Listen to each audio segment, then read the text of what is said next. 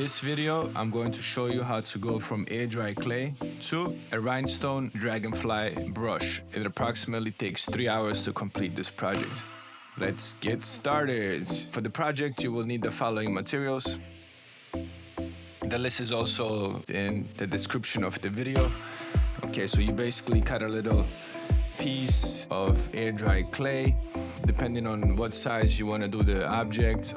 Make sure that the surface has plastic underneath, and preferably maybe you want to put some water underneath so the clay doesn't glue to it. This is how I sculpt most of my small sculptures.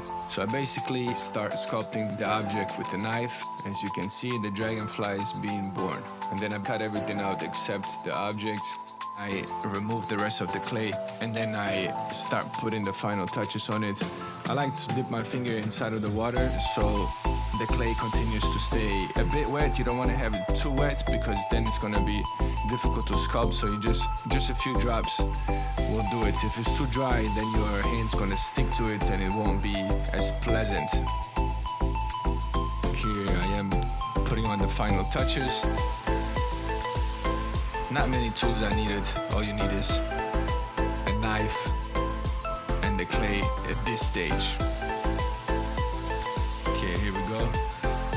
Since I didn't want the wings to be flat, I decided to insert plastic objects underneath, so as it's drying, it will dry just like that.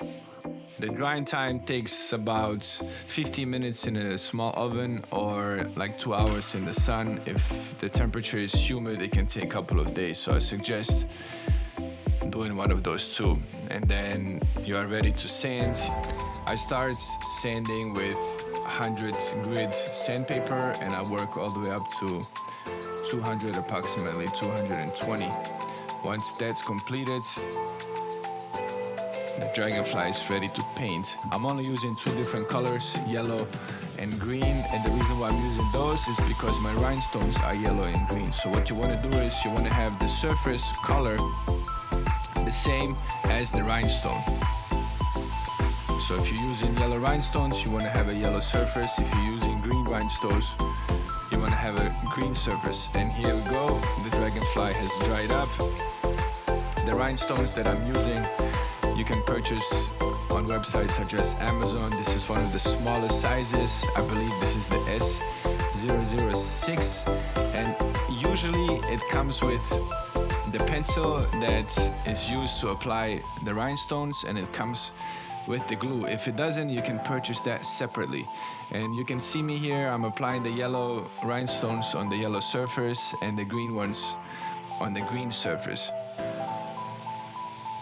Usually brushes are made only on one side, and the other side is usually flat and it doesn't have any rhinestones, but I decided to do both sides so it can look nicer, because when the wings are sticking out when you're wearing it, I didn't want to have an empty surface show underneath.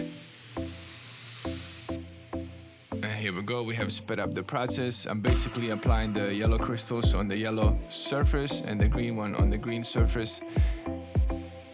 It takes a lot of precision to do this. It comes with practice. I would suggest to lay your hand that you are not holding the pencil with, whether you are right-handed or left-handed, that will depend on it. Lay it on the table so you have more stability.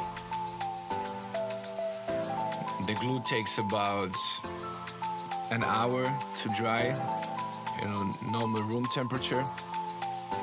If the pencil get some glue on it, I would suggest to just clean it up with a cloth. Always have a wet cloth nearby to clean up mess. Always trying to pick a spot of the sculpture where you are able to hold it until last minute, and then you obviously have to let the sculpture go so it can dry, so you can do the last piece. Okay, here we are adding the final touches. And the next step is to add on the little pin to make it complete. And here you have it. 3 hours later, we have a beautiful dragonfly brush that is made out of 2 different color rhinestones, yellow and green. I hope you enjoyed the video. Until next time, thank you for watching.